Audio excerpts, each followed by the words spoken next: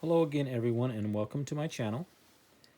What I have here may surprise you, may not, but I have here more or less a giant Indian, and I do believe it may have been the medicine man or the chief, kind of a decorative type. I'm not sure. That would have went on a. It fit right on a pole right here. It was probably very colorful in its day. It's very colorful now, but it was probably more colorful in the day. Probably had a lot more to it. It doesn't look like much. I mean, you don't really see much here. It's possible that this is an animal face. It may be an eyeball there, and then you got your little nose here. Maybe a fish of some kind. Made to look like a fish of some kind. I'm not sure. Like I said, it went on the pole like this.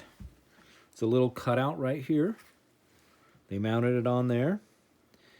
And what's really intriguing about this to me is the gold streak that seems to be running through it.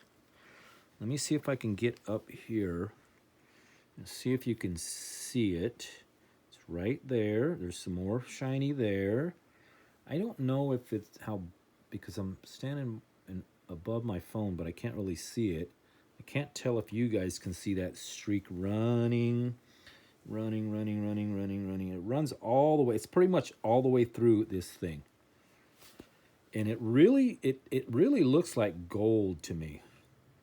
Very, very shiny, very gold looking. Didn't tarnish. It's been out in the backyard. I don't know how many years. I don't own the house.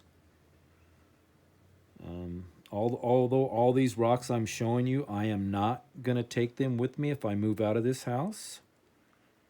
The owners, these belong to the homeowners of this home. They're not mine. I would never take something that's not mine. I'm only showing you this. I don't know if you can see, but that's a really, really nice gold streak running through there. It's really nice. There's flakes all through this. There's gold-looking flakes all through this, but it could be mica or formica, whatever they call it. It could be that material. But there it is again, down here. I don't know if you can see it. I don't know if I'm too close. But that is a nice streak. Lots of quartz in it. There's quartz here.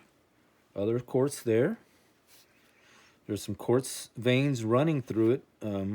I can see quartz here. So quartz is normally around, or gold is normally around quartz. They kind of work hand in hand. It's around other materials. There could also be red gold in here because there is a lot of that gold runs right through a lot of red areas. Rose gold, I guess they would call it. But as for the piece, if there is gold in here, I don't think that it would be worth taking the gold out. The monetary value I see in this being a giant Indian proof here in Tucson, Cerrito is where I'm at, that giants lived in this area. I mean, I've got so much stuff around here that I'm going to be showing you. I would probably be posting a video probably every day. I have so much stuff. It'd probably take me a long time to post every artifact I have. I won't be doing that. That's just too time consuming. Right now I'm concentrating mostly on the giant Indian rock artifacts that I have found. I have lots of other artifacts in my collection for regular size Indians. Actually, Native American Indians. I don't want to sound like I'm ignorant when it comes to that, but they are Native American Indians, not just Indians. Now, I will not call giant Indians Native Americans because they are not. They have foreign blood in them, actually alien blood. I don't know if you guys can see that. Really sparkly, that line right there. And once again, this mounted on a stick, possibly a chief or medicine man, because this is very decorative. And it had to be a pretty strong person to hold that stick up, kind of like a Grim Reaper look type looking thing here, just not as curved, but be on a Grim Reaper pole of some kind, and yeah, it would be very, very top heavy, very, very hard for somebody to, a normal person, to hold on to this thing without it trying to pull them to the ground.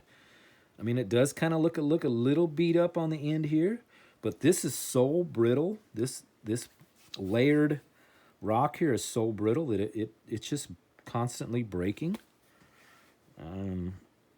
There's that streak again running. I don't know if you can see it on camera. I can see it really well. Really shiny. Really shiny. And I do believe it is gold. I may find somebody that can test it for me. I mean, constantly, I mean, like I said, this rock is very brittle.